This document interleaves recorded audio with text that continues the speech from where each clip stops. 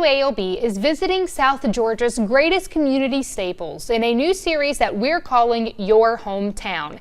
This time, we're traveling to the city of Fitzgerald to explore the long-standing question, how and why did the chicken cross the road? To get to the other side. Well, that's maybe not true. WALB News 10's Lena Allen shares why anyone can find that answer right at the heart of this small town.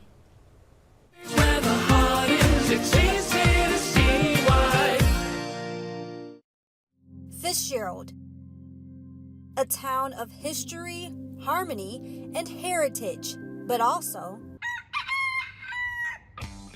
known for its wild chickens. I love the chickens. I love seeing the different colors on them and see the shapes of them. They're everywhere. It's kind of normal. We grew up with them.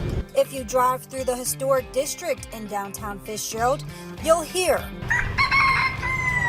and see several hundred wild chickens just clucking around. It's because of their vast presence in the community that the small South Georgia town, home to nearly 9,000 people, has centered its identity around the wild chickens. Essentially, you all are living in the name of chicken.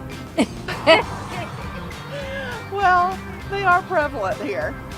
From murals to store signs and even a 62-foot tall chicken monument, Fitzgerald has been in a chicken frenzy for decades. Of course, we have different things that go on, like the Wild Chicken Festival, and so that's an annual event that's been going on for 20 plus years. You know, it's just a fun thing that we can, celebrate. I mean, who else has wild chickens running around downtown? But how did the wild chickens cross the road into Fitzgerald, Georgia to begin with? It was in the 1960s that the Department of Natural Resources decided to start a project. They wanted to replace quail with wild chickens as a game bird, but a failed project led to the wild chickens migrating to Fitzgerald and ultimately calling the small town home. The feral birds are so much more than wild chickens.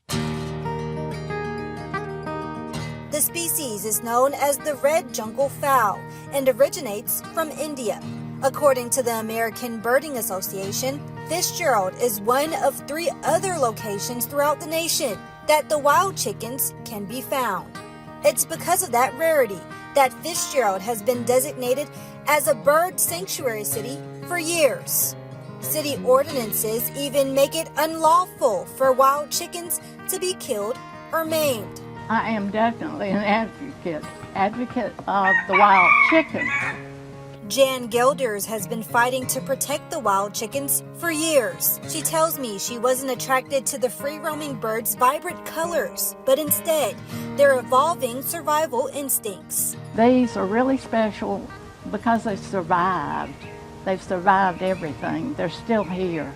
And there can be more. After evading eradication in Fitzgerald several years ago, the population of wild chickens has been faced with ups and downs in repopulation.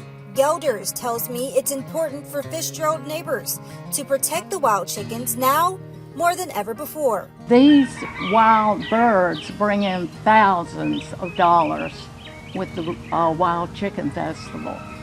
But people need to pay the chickens back a little bit and protect their nests. As the city of Fitzgerald continues to take flight on the backs of the wild chickens, advocates are hoping that the species will be forever neighbors for decades to come. Lena Allen, WALB, your hometown news source.